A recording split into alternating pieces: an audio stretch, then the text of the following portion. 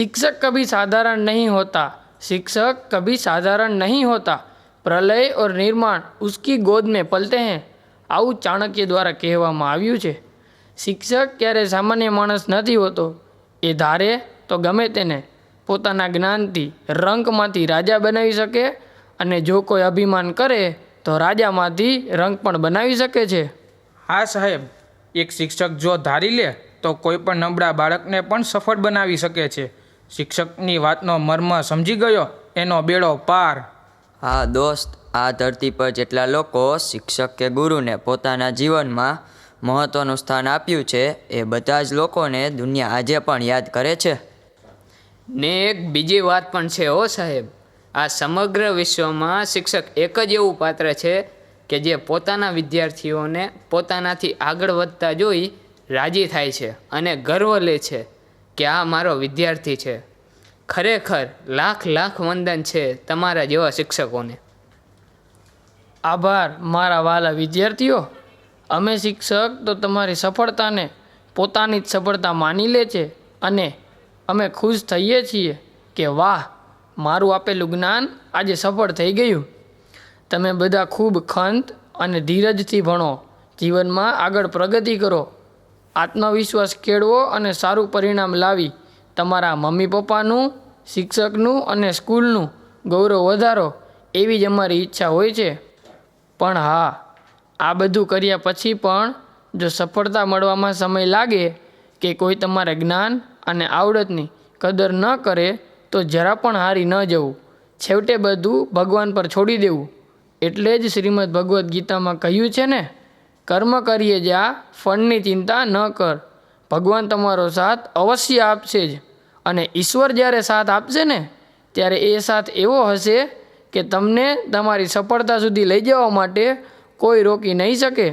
તો આવું જ કંઈક કૃતિ સ્વરૂપે લઈને આવી રહી છે ધોરણ 6ની ગર્લ્સ।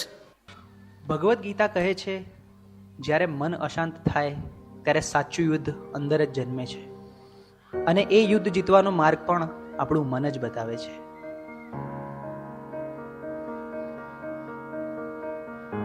ચલો છોકરાઓ, આજે ચેપ્ટર 6 ની આપણે ટેસ્ટ કરીશું, બરોબર? ટેસ્ટ પેપર સ્ટાર્ટ કરીએ, બેસી જાઓ બધા। સાહેબ, મેં પ્રયત્ન તો બહુ કર્યા, પણ જેટલું વાંચું છું એટલું ભૂલાઈ જવાય છે। મારું ધ્યાન બેસતું જ નથી।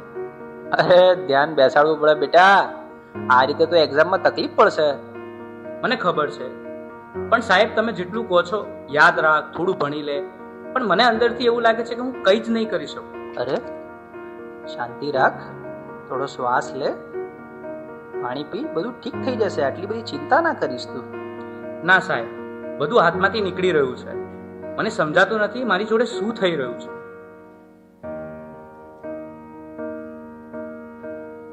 તું ક્યારે વાતને સિરિયસલી લેતો જ નથી, દરેક વાતમાં મજાક। હું તારી સાથે હંમેશા ફસાઈ જાઉં છું। અરે પણ હું શું બોલ્યો? હવે આપણે સામાન્ય વાત તો કરતા હતા। તને આ બધું ઓકે અને મજાક લાગે છે, પણ જે વસ્તુ મને નથી ગમતી એને પણ તું મજાક માને છે। હવે સહન નથી થતું। અરે આટલી નાની વાતમાં આટલું બધું રિએક્ટ કેમ કરે છે? આજે તું કંઈક અજીબ જ બિહેવ કરી રહ્યો છો। શું થયું? મને પોતે જ સમજાતું નથી, બસ મારું મગજ હવે ચાલતું નથી। મને યાર થોડો સમય એકલો રહેવા દે।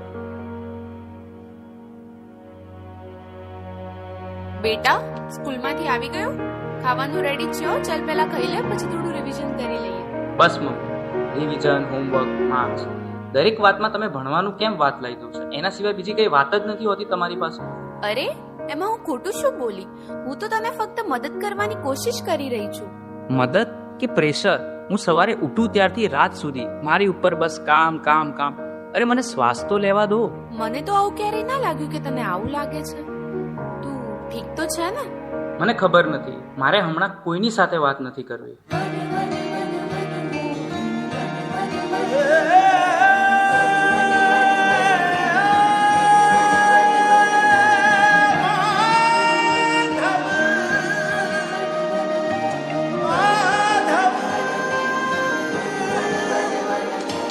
मनमोहन है माधव तू, जीव तर तारू, जीव तर तारू। मनमोहन है माधव तू, जीव तर तारू, जीव तर तारू। तारा मारा માર્ગનો એકલ પ્રવાસી હું, મારી નદીનો તું સાગર, આખું જગ તું તારો નિવાસી હું, ના હું મીરા કે નાગર, મારી નૈયાનો આતમ ખલાસી તું કાના, મનમોહન હે માધવ તું, જીવતર તારું, જીવતર તારું, મનમોહન હે માધવ તું, જીવતર તારું.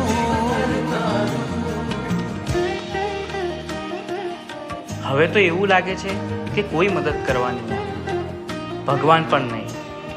આ બધું હું એકલો જ ભોગવી રહ્યો છું અને અંદરથી પણ તૂટી રહ્યો છું.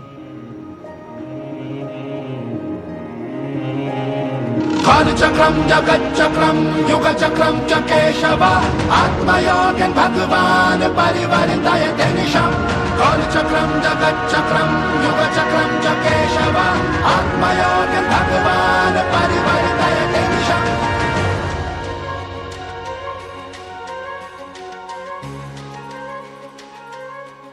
શા માટે તું આટલો ગભરાઈ રહ્યો છે? તારી સામે કોઈ દુશ્મન થોડી છે. તું માત્ર તારા મનથી થાકી ગયો છે. મને ખબર નથી હું શું કરું. મારી સાથે દર વખતે ખોટું કેમ થઈ રહ્યું છે? તારી સાથે ખોટું નથી થઈ રહ્યું, તું પરિસ્થિતિઓને ખોટી રીતે જોઈ રહ્યો છે.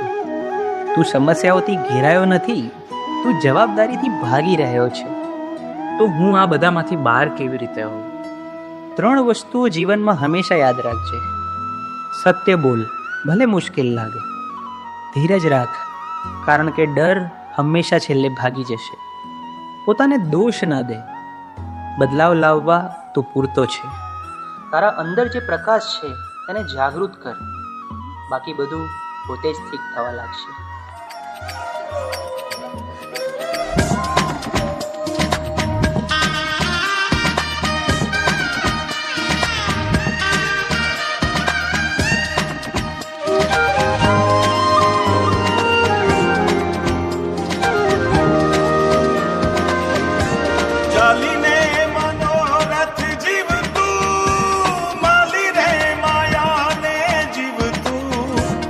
અધીરો ને વ્યાકુળ થઈને પામે રે કશું નહીં જીવતું.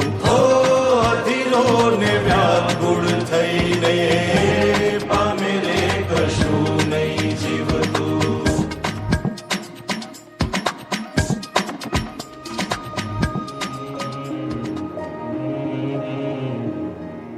બહાર કંઈ ખોટું નહોતું, રસ્તો તો અંદર જ હતો. મન સ્વચ્છ બને તો એ દ્વારિકા બનશે, અને એવી દ્વારિકામાં નાથ ખુદ આવીને ઉભા રહે છે. હે યશોદાનો લાલો મારો, રાજા રણ છોડ છે, એણે મને માયા લગાડી રે. હાલો હાલો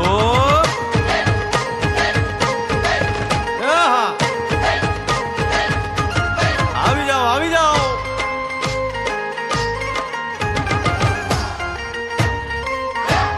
ભાઈ ભાઈ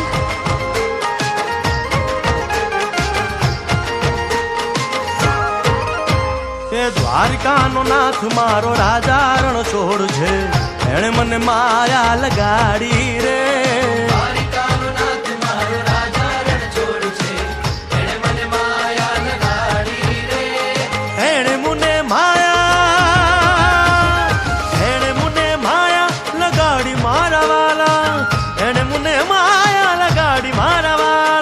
હારે મુને માયા લગાડી રે.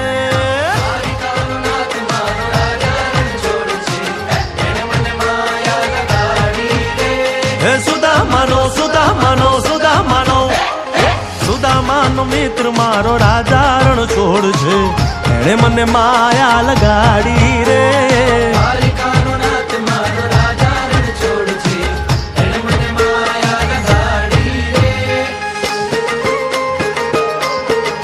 રમો રમો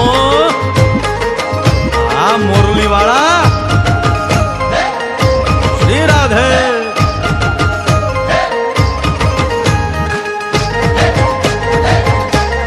ભાઈ ભાઈ ભાઈ ભાઈ ભાઈ ભાઈ